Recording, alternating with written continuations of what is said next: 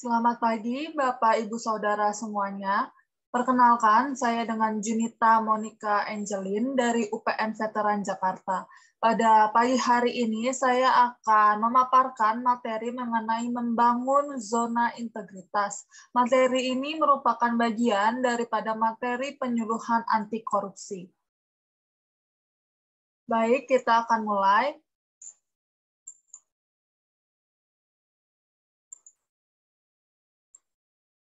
Kita akan membahas 8 materi ini. Latar belakang pembangunan zona integritas, kita bisa lihat dari Perpres nomor 81 tahun 2010, Inpres nomor 5 tahun 2004, Inpres 9 tahun 2011, dan Permenpan dan RB nomor 52 tahun 2014. Zona integritas merupakan dua kata yang dirangkai menjadi kesatuan yang tak terpisahkan, yaitu zona yang berarti wilayah atau daerah dengan pembatasan khusus, sedangkan integritas dimaksudkan sebagai konsistensi dan keteguhan yang tidak tergoyahkan dalam menjunjung tinggi nilai luhur dan keyakinan. Zona integritas ini kemudian adalah sebuah predikat yang diberikan kepada instansi pemerintah yang jajarannya mempunyai komitmen untuk mewujudkan WBK atau WBBM melalui reformasi birokrasi, khususnya dalam hal pencegahan korupsi dan peningkatan kualitas pelayanan publik. WBK, Wilayah Bebas Korupsi. Ini adalah predikat kepada suatu unit kerja yang memenuhi sebagian besar manajemen perubahan, penataan tata laksana, penataan sistem manajemen SDM, penguatan pengawasan, dan penguatan akuntabilitas kinerja. Sedangkan WBBM, Wilayah Birokrasi Bersih dan Melayani, ini adalah predikat bagi suatu unit kerja yang memenuhi sebagian besar manajemen perubahan, penata laksanaan, penataan sistem manajemen SDM, penguatan pengawasan, penguatan akuntabilitas kinerja, dan penguatan kualitas pelayanan publik. Oke, next kita akan lihat. Ini adalah perlunya reformasi birokrasi. Jadi kita bisa dilihat sini bahwa pemerintahan yang bad, yang merah ini yang buruk, perlu suatu reformasi.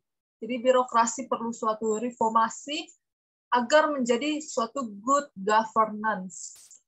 Kita lihat jika sebelumnya pemerintahan itu bad, kita lihat contohnya misalkan ada maraknya KKN, rendahnya kapasitas dan akuntabilitas kinerja, dan buruknya pelayanan publik.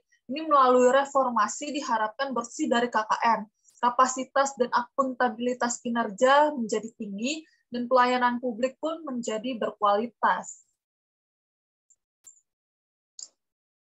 Ini merupakan proses reformasi birokrasi.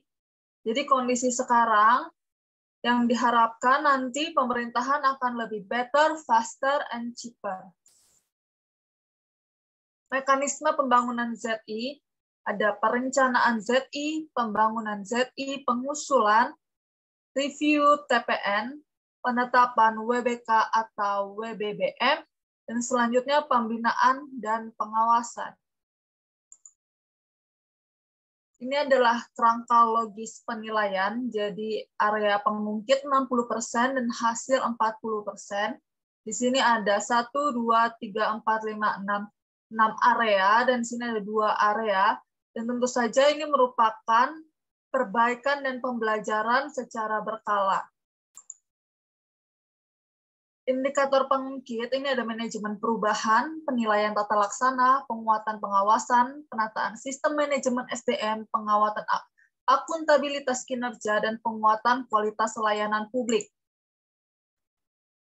Indikator hasil, yang pertama ada terwujudnya pemerintahan yang bersih dan bebas KKN, yang kedua ada peningkatan kualitas pelayanan publik kepada masyarakat. Kita lihat manajemen perubahan, Ini adalah pengembangan nilai-nilai untuk menegakkan integritas, dan ini dimulai dari perubahan pola pikir dan juga pembangunan sistem informasi reformasi birokrasi.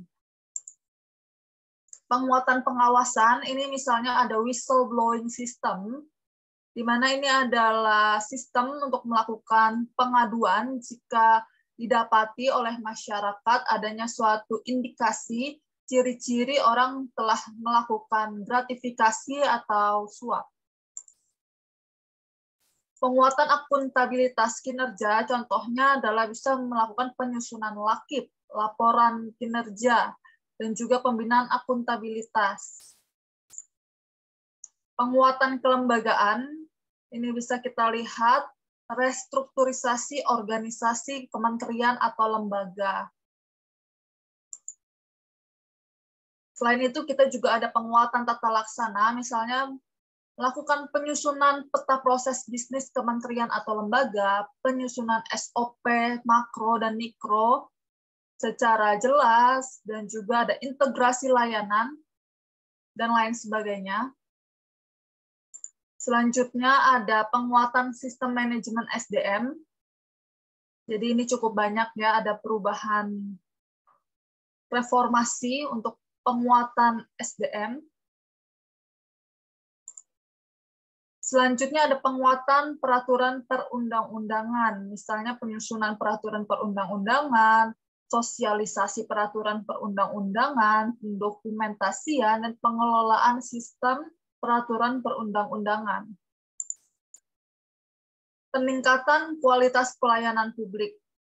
Ini kita lihat bisa dengan penyusunan dan evaluasi standar pelayanan, semua layanan yang ada, menciptakan budaya pelayanan prima atau excellent service. Lalu yang ketiga ada pengelolaan pengaduan. Keempat ada penilaian kepuasan terhadap pelayan, dan terakhir ada pemanfaatan teknologi dan informasi. Sekian untuk materi pada hari ini. Kurang lebihnya mohon maaf. Semoga Bapak Ibu dapat mengerti dan memahaminya. Namun jika ada pertanyaan, silahkan bertanya kepada saya.